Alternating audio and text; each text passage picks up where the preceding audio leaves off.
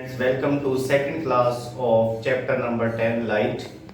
आज जो है कई सारी डेफिनेशंस हैं वो हम करेंगे एंड लॉज ऑफ रिफ्लेक्शन उसके बारे में पढ़ेंगे।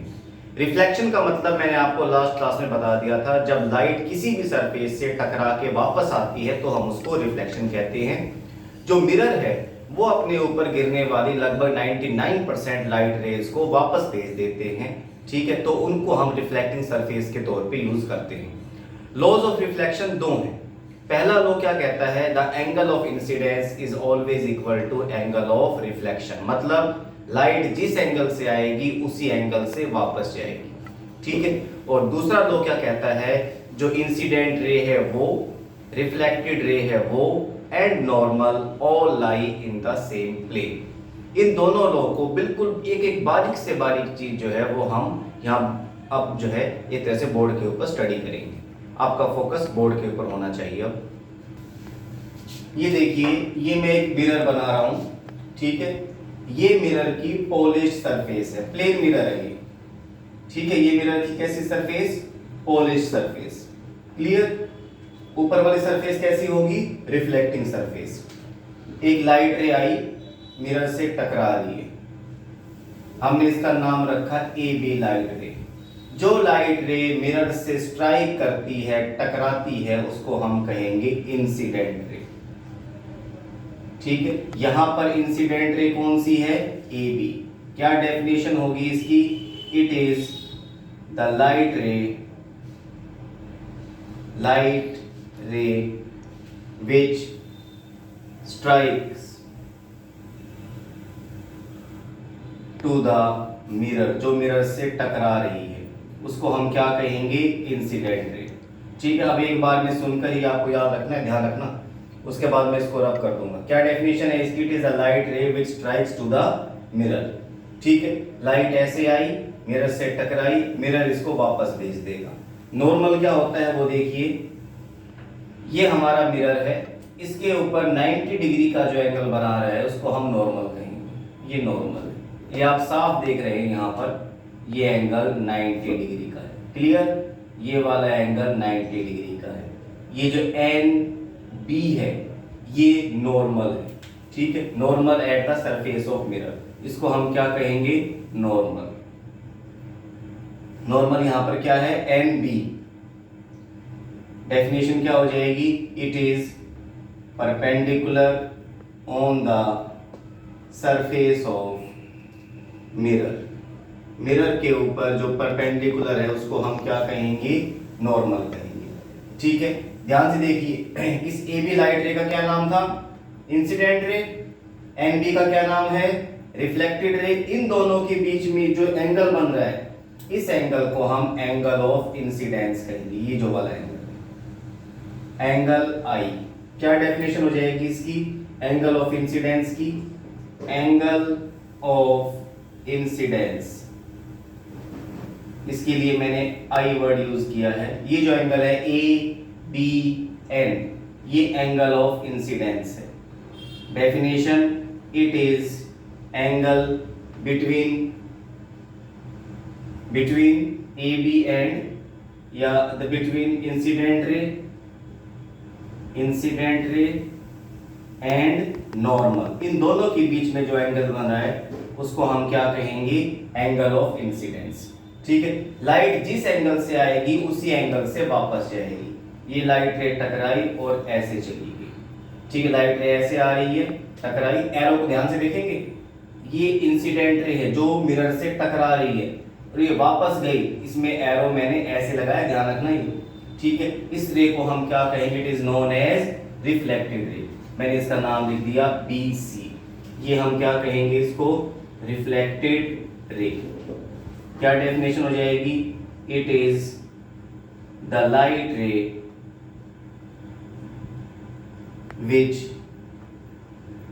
बाउंस बैक, वापस जा रही है जो, bounce back after striking the mirror, जो मिरर से टकराने के बाद वापस जा रही है, ऐसी लाइट रे को हम क्या कहेंगे, it is known as reflected ray, ठीक है। तो यहां पे रिफ्लेक्टेड रे कौन सी है, बी सी, क्लियर।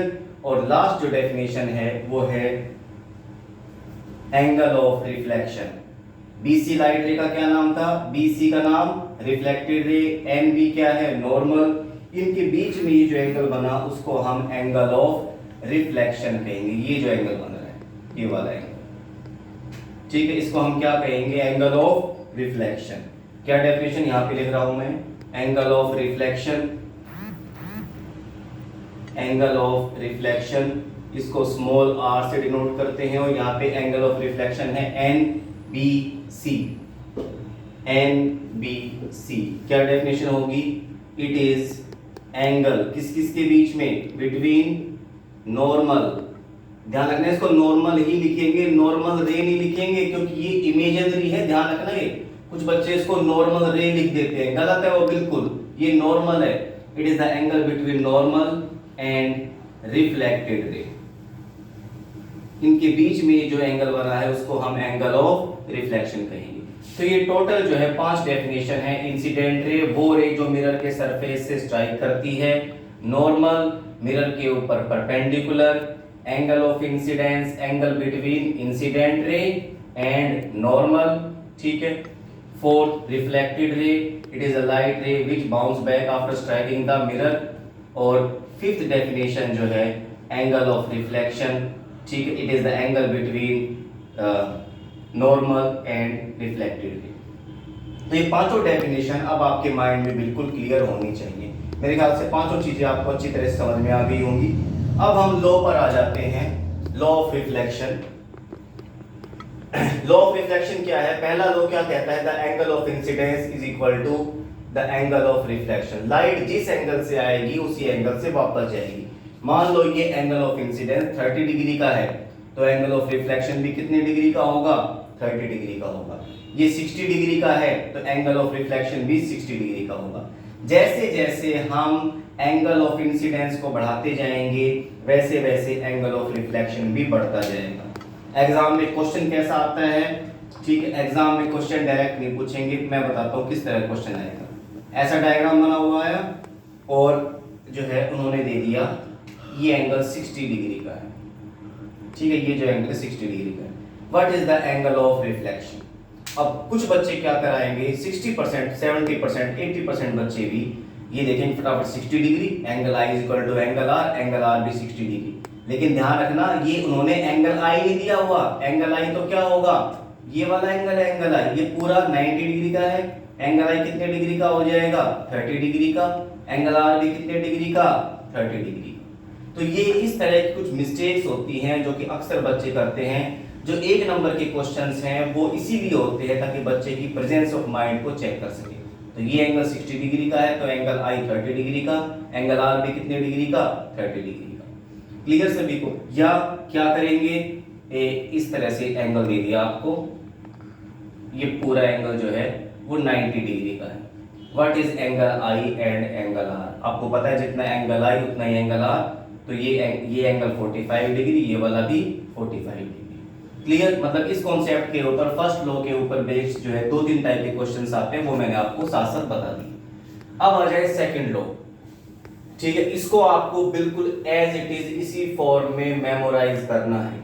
रटना वर्ड थोड़ा सा बुरा होता है इसलिए आजकल मेमोराइज जो है वो हम यूज करते हैं। अभी क्या कहा गया इस लॉ में? द इंसिडेंट रे, क्लियर, साथ साथ देखते जाएं बिल्कुल। The incident ray, the normal to the mirror के ऊपर जो नॉर्मल है वो, at the point of incidence and reflected ray, at the point of incidence वाले पॉइंट पे, एंड रिफ्लेक्टेड रे, जो रिफ्लेक्टेड रे है, all lie in same plane.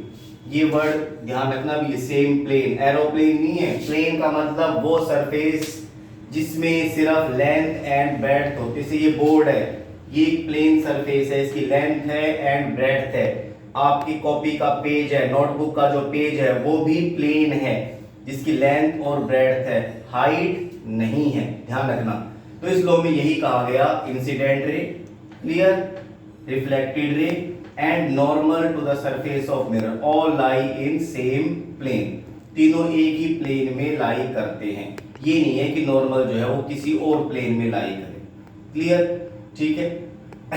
तो ये जो है 2 लॉ हैं, लॉ ऑफ रिफ्लेक्शन इनको आप एज इट इज बिल्कुल वर्ड टू वर्ड याद रखेंगे, कई बार एग्जाम में दोनों लॉ लिखने के लिए आ जाते हैं। नेक्स्ट टॉपिक है स्फेरिकल मिरर। एक टॉपिक और रहेगा छोटा सा, प्लेन मिरर का यूज कहाँ करते हैं हम, where is plane mirror used. ठीक है, प्लेन मिरर का सबसे पहले इस्तेमाल होता है as a daily view mirror in houses. हम अपने घरों में यूज करते हैं व्यू मिरर, अपना चेहरा देखने। किस साइंटिफिक इंस्ट्रूमेंट में प्लेन मिरर का यूज होता है? प्लेन मिरर का यूज होता है पेरिस्कोप में और कैलाइडोस्कोप में। ठीक है, इसके अलावा एक तरह सोलर कुकर में भी इसका यूज होता है। तो याद रखना तीनों यूज। पहला पेरिस्कोप, पेरिस्कोप जो है वो सबमरीन्स में लगा होता है ताकि जो अबाव वाटर ऑब्जेक्ट को देख सके। दूसरा कैलाइडोस्कोप, छोटे बच्चे बनाते हैं, बड़ा अच्छा सा मॉडल होता है कैलाइडोस्कोप का। 3 मिरर को एंगल पे रखते हैं, चीजें बड़ी चमकती हुई सी दिखती है, मल्टीपल रिफ्लेक्शन होता है उसमें। और तीसरा जो है इसका यूज करते हैं हम सोलर कुकर में। सोलर कुकर में लाइट रे रिफ्लेक्ट होकर और बॉक्स के अंदर जाती है ताकि खाना जल्दी पक जाए। तो तीनों यूजेस आप इसके याद रखेंगे। क्लियर? अब आ जाएं हम स्फेरिकल मिरर पे। वो मिरर जिसकी रिफ्लेक्टिंग सरफेस कर्व्ड होती है, मुड़ी हुई होती है, उसको हम स्फेरिकल मिरर कहते हैं। और ये दो टाइप के होते हैं, convex mirror and concave mirror. पहले आ जाएं कनकेव मिरर पे। कनकेव मिरर में खासियत होती है कि जो भी लाइट रेज पैरेलल आ रही हैं इसके, ठीक है, ये जो है उसको एक पॉइंट के ऊपर कन्वर्ज कर देता है। That's why it is also known as converging mirror. ठीक है, और दूसरा जो मिरर है कन्वेक्स मिरर, उसको हम डाइवर्जिंग मिरर कहेंगे। जब मैं यहाँ पे डायग्राम बनाऊंगा लाइट रेज की कि लाइट रे जब इनसे टकराएंगी तो क्या होता है, तब आपको हर चीजें जो है वो इसमें क्लियर होती जाएंगी। ठीक है, लेकिन इसमें कई सारी नई डेफिनेशंस आएंगी, तो आपका बिल्कुल पूरा फोकस जो है वो बोर्ड के ऊपर होना चाहिए, तभी आप उन डेफिनेशंस को समझ सकेंगे। तो आपका फोकस बोर्ड पे होगा। स्फेरिकल मिरर से रिलेटेड अब 7-8 डेफिनेशंस हैं, बिल्कुल वर्ड टू वर्ड से आप उनको समझेंगे और साथ साथ लर्न भी करेंगे। ये देखिए यहां पर मैं मिरर बना रहा हूं, ये है कनकेव मिरर। ध्यान से देखते हैं ना सभी, कौन सा मिरर है? Concave mirror. ठीक है, ध्यान रखना कनकेव मिरर में जो साइड जो है कर्व्ड आउट है उसके ऊपर पॉलिश होती है। ठीक है, इसका रिफ्लेक्टिंग सरफेस इज कर्व्ड इन। ये आप बात अब आप हमेशा के लिए याद रखेंगे। ये मिरर है, मिरर के सेंटर को हम पोल कहेंगे। ये हमारी पहली डेफिनेशन आती है। Clear? What is pole? Pole की डेफिनेशन, पोल का सिंबल P। याद रखना है कि चीजें अब क्या डेफिनेशन होगी? इट इज सेंटर ऑफ क्या? Spherical mirror. चाहे कोई भी मिरर हो, कन्वेक्स या कनकेव, उसके सेंटर को हम क्या कहेंगे? पोल, स्फेरिकल मिरर। ठीक है, clear? Second definition aperture. Aperture क्या होता है? It is reflecting surface, reflecting surface of mirror. Mirror का जो रिफ्लेक्टिंग सरफेस है, जो लाइट को रिफ्लेक्ट कर रहा है, उसको हम अपर्चर कहेंगे। जैसे ये मिरर है भाई, यहां से स्टार्ट हुआ N से और ऐसे घूमता हुआ N तक है। मिरर का यही हिस्सा लाइट को रिफ्लेक्ट करेगा ना, तो इसको हम क्या कहेंगे? अपर्चर। यहाँ पे अपर्चर क्या है मिरर का? mm। मिरर का डायमीटर भी कह सकते हैं, कुछ भी कह सकते हैं, मतलब जो मिरर का सरफेस लाइट को रिफ्लेक्ट कर रहा है उसको हम क्या कहेंगे? अपर्चर। ठीक है, थर्ड डेफिनेशन है principal axis. Principal axis actual में एक इमेजिनरी लाइन है। ठीक है, it is the line which passes through। कहां से पास आउट होती है? पोल। पोल के बारे में आपको पता है, मिरर के सेंटर को पोल कहते हैं। एंड सेंटर ऑफ कर्वेचर, ये एक नई चीज है, थोड़ी देर में आपको क्लियर होगी। Centre of curvature. ठीक है, एक इमेजिनरी लाइन जो कि पोल से और सेंटर ऑफ कर्वेचर से पास आउट होती है। ठीक है, और ध्यान रखना on either side of mirror. Mirror के दोनों साइड होगी, either side of mirror, mirror के लेफ्ट साइड में भी और राइट साइड में भी। ठीक है, उसको हम क्या कहेंगे? Principal axis. फिर दोबारा से मैं बोल रहा हूं, आप सिर्फ सुनकर याद रखेंगे, ध्यान रखना। क्या डेफिनेशन है इसकी? It is the line which passes through pole and centre of curvature on either side of mirror, mirror के दोनों साइड में होती है। प्रिंसिपल एक्सिस यहाँ पे क्या है? X x dash. क्लियर सभी को? Third definition. फोर्थ डेफिनेशन है centre of curvature, centre of curvature. Curvature का मतलब होता है कि मिरर कितना मुड़ा हुआ है। अब आप यहां पर देखिए भी एक बार, एक ही चीज ध्यान से देखेंगे। हमने क्या किया, डायग्राम की तरफ ध्यान देना सभी बच्चे। हमने क्या किया, एक होलो स्फीयर लिया, ठीक है, जिस तरह से हमारी टेनिस की बॉल होती है और ये होलो स्फीयर ग्लास का बना हुआ है, कांच का बना हुआ है। समझ गए कि जिस तरह हमारी प्लास्टिक की बॉल होती है, ठीक है, या टेनिस की बॉल होती है, इसी तरह से हमने ग्लास की बॉल ले ली। क्लियर? और इसके ऊपर जो है सिल्वर की पॉलिश कर दी। सिल्वर 95% से भी ज्यादा लाइट रेज को रिफ्लेक्ट करता है। ठीक है, क्लियर सभी को?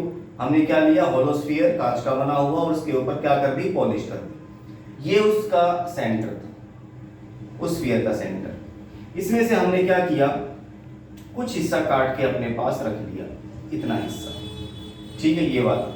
ध्यान से देखते हैं ना सभी, ध्यान से देखेंगे। सिर्फ ये हिस्सा जो ये हमारे काम का नहीं है, इसको हमने अलग कर दिया। ये हमारे काम का नहीं है, इसको हमने अलग किया इस तरह से। सिर्फ ये वाला हिस्सा अपने पास रखा। क्या बन गया ये? क्या बन गया ये बन गया कनकेव मिरर। ऐसा ही तो है ये, ठीक है ना भी, सेम है बिल्कुल। इसका मतलब क्या है कि जो मिरर है वो एक स्फीयर में से काट के निकाला गया है और उस स्फीयर के सेंटर को हम क्या कहेंगे, सेंटर ऑफ कर्वेचर। क्लियर सभी को? भाई जो मिरर का टुकड़ा है इतना सा, ये एक स्फीयर का पार्ट था, उस पार्ट में से हमने इतना हिस्सा जो है वो स्फीयर का बाहर निकाल दिया। जिस स्फीयर में से इस मिरर को कर्व्ड आउट किया गया है, काटा गया है, निकाला गया है, उस स्फीयर के सेंटर को हम क्या कहेंगे, सेंटर ऑफ कर्वेचर। तो क्या डेफिनेशन लिखूं मैं इसकी? मेरे ख्याल से इससे इजी तरीके में इसको जो है आप नहीं समझ सकते, ठीक है। ये सबसे आसान तरीका है। It is the centre of, किसका सेंटर है, ऑफ होलो स्फीयर। बिल्कुल एक एक वर्ड आप बिल्कुल सही लिखेंगे definition. Hollow sphere from which mirror is carved out। ठीक है, carved out आपको टफ वर्ड लगता है तो आप लिख सकते हो taken out। ठीक है, और इसका सिंबल क्या है, C।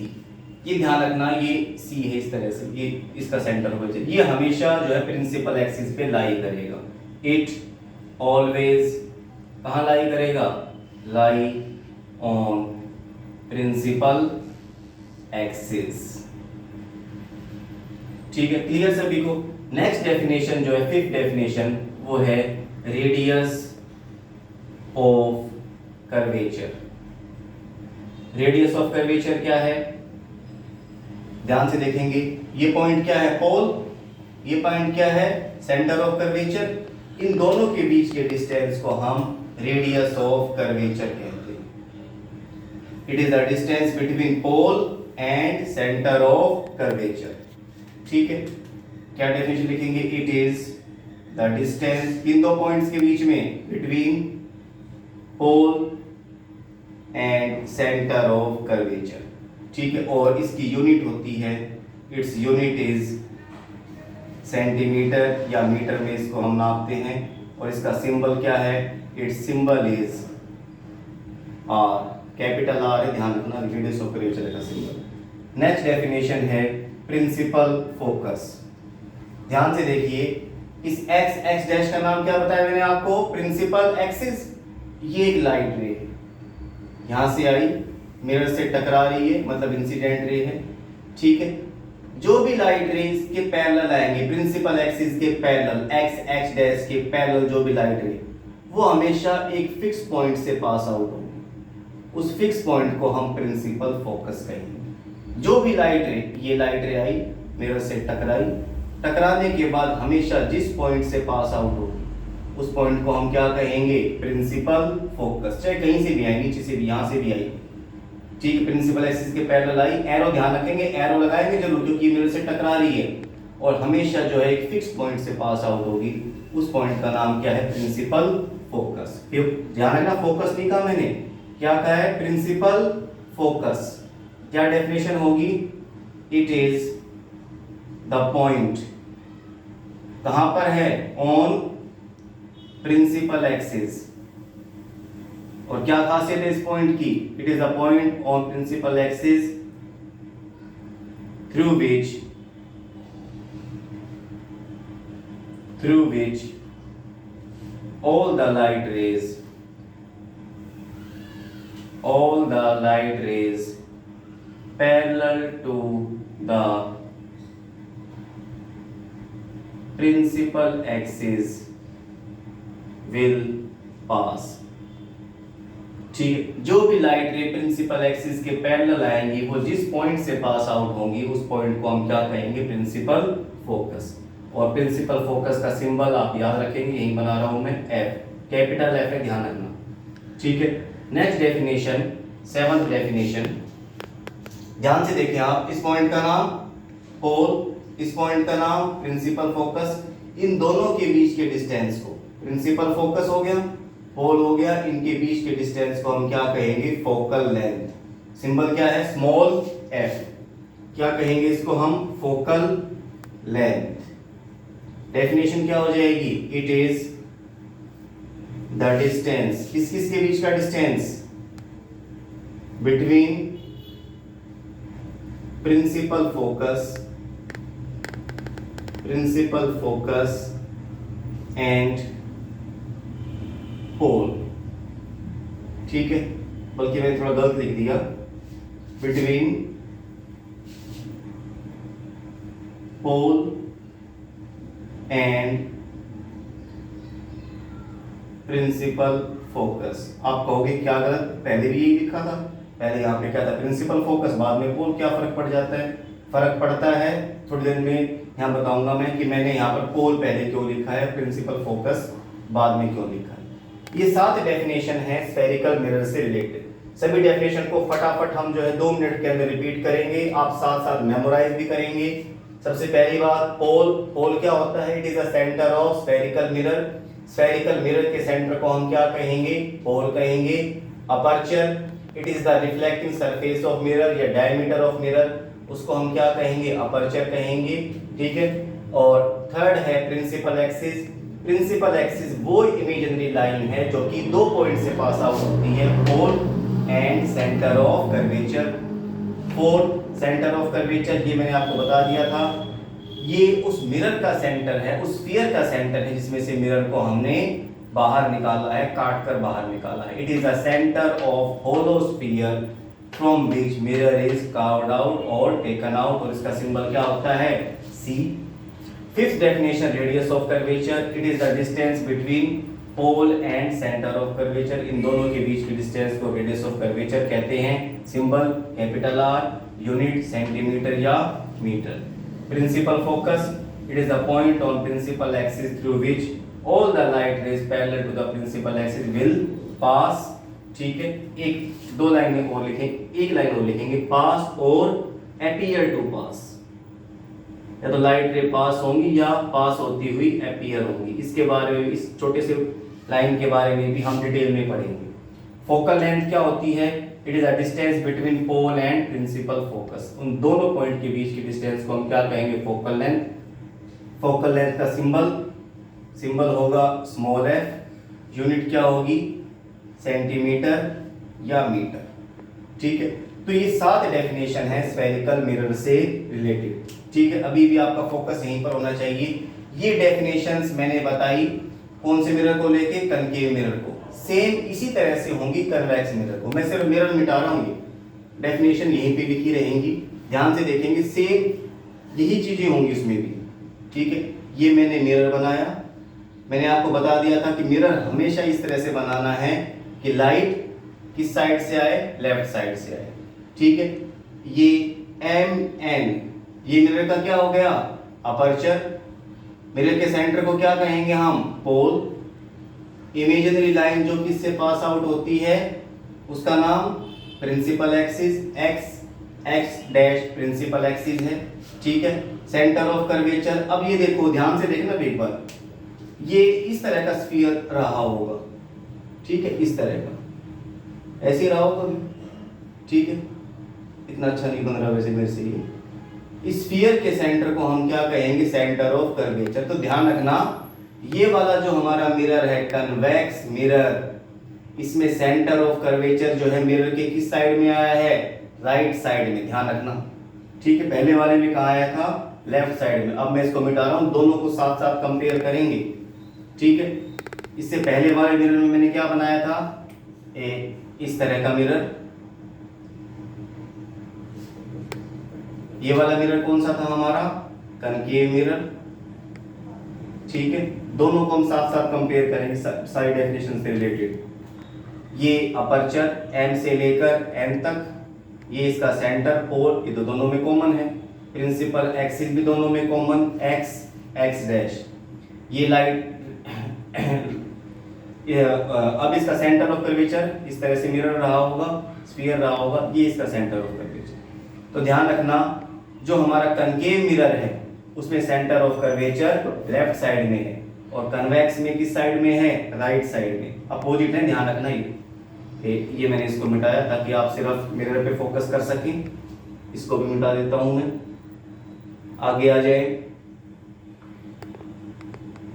ये लाइट रे प्रिंसिपल एक्सिस के पैरेलल आई, ध्यान से देखना सभी, लाइट रे प्रिंसिपल एक्सिस के पैरेलल टकराएगी, रिफ्लेक्ट होगी, ठीक है। रिफ्लेक्ट होने के बाद ऐसे चली जाएगी, ध्यान से देखना, ऐसे चलेगी अपवर्ड साइड में, ऐसे आई, टकराई, वापस चलेगी। जो भी लाइट रे प्रिंसिपल एक्सिस के पैरेलल आई, ये पैरेलल आई, टकराई, ऐसे चलेगी, ठीक है। ये मिरर लाइट को डाइवर्ज कर रहा है, बिखेर रहा है। अगर अब मैं इस लाइट रे को देखूं जो प्रिंसिपल एक्सिस के पैरेलल आ रही है, ऐसे ऐसे ऐसे, और ये डाइवर्ज हो रही है, ऐसे जा रही है, ऐसे जा रही है, बिखर रही है। इसलिए हम कन्वेक्स मिरर को डाइवर्जिंग मिरर कहते हैं, क्योंकि ये लाइट रेज को क्या कर रहा है, डाइवर्ज कर रहा है। It is also known as diverging mirror. साफ दिख गया होगा आपको, ये लाइट रे आई, ठीक है, ये लाइट रे दोनों प्रिंसिपल एक्सिस के पैरेलल थी, दोनों क्या हो गई, एक इस साइड चलेगी, एक इस साइड चलेगी, डाइवर्ज हो गई, इसलिए इसको हम क्या कहेंगे, डाइवर्जिंग मिरर। इसमें देखें, ये लाइट रे प्रिंसिपल एक्सिस के पैरेलल आई, ये लाइट रे प्रिंसिपल एक्सिस के पैरेलल आई, ठीक है। दोनों लाइट रेज ऐसे ऐसे पास आउट, ठीक है। ध्यान से देखना, ये लाइट रे प्रिंसिपल एक्सिस के पैरेलल आई, मिरर से टकराई, ऐसे चली गई, ठीक है, देख रहे हो ना आप, ऐसे जा रही है आगे से।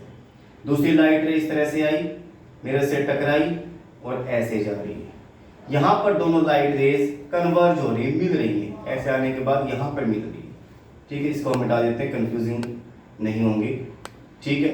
एक पॉइंट के ऊपर मिल रही है, इसी पॉइंट को हम क्या कहेंगे, प्रिंसिपल फोकस। कन्वेक्स मिरर में ध्यान से देखो, इसमें लाइट रेज मिलेंगी ही नहीं, ये लाइट रे ऊपर की साइड गई, ये लाइट रे नीचे की साइड गई, कहीं पर भी नहीं मिलेंगी, पूरे स्पेस में जाके भी नहीं मिलेंगी, ये हमें मीट होती हुई अपीयर होंगी। इसलिए मैंने फोकस की डेफिनेशन में, प्रिंसिपल फोकस की डेफिनेशन में आपको लिखवाया था, लाइट रेज मीट और अपीयर टू मीट। अगर हम इसको आगे एक्सटेंड करेंगे तो ये लाइट रे हमें यहाँ पे मीट होती हुई अपीयर होंगी, और ऐसी ही इमेज को हम वर्चुअल इमेज कहते हैं। कल लगभग 8 से 10 बच्चों का फोन आया था कि सर वर्चुअल इमेज जो है वो हमें समझ में नहीं आ रही, वो एक तरह से कैसे बनती है। तो ध्यान से देखो, ये दोनों लाइट रेज जो प्रिंसिपल एक्सिस के पैरेलल आ रही हैं, ये तो एक्चुअल में डाइवर्ज हो रही है, बिखर रही हैं, ठीक, कभी आपस में मिलेंगी ही नहीं। यहाँ पे हमें मीट होती हुई अपीयर होंगी इस प्रिंसिपल फोकस में, ठीक है। और ऐसी इमेज जिसमें लाइट रे एक्चुअल में नहीं मिलती, मीट होती हुई अपीयर होती है, उसको हम वर्चुअल इमेज कहते हैं। तो कन्वेक्स मिरर में जो है हमेशा वर्चुअल इमेज बनेगी, ध्यान रखना ये बात, क्योंकि लाइट रेज मीट कभी नहीं करेगी, क्योंकि ये तो लाइट रेज को डाइवर्ज करता है, स्कैटर करवाता है। कनकेव मिरर में क्या देखेंगे हम, यहाँ पे लाइट रेज एक्चुअल में मिल रही हैं, और ऐसी इमेज हमेशा कैसी होती है, रियल होती है। तो कनकेव मिरर जो है वो रियल इमेज बनाता है, क्यों बनाता है, क्योंकि लाइट रेज यहाँ पे एक्चुअल में मीट करती हैं, और कन्वेक्स मिरर जो है वो वर्चुअल इमेज बनाता है, क्योंकि लाइट रेज मीट नहीं करेंगी, दे अपीयर टू मीट। तो ये दोनों में फर्क है, ठीक है।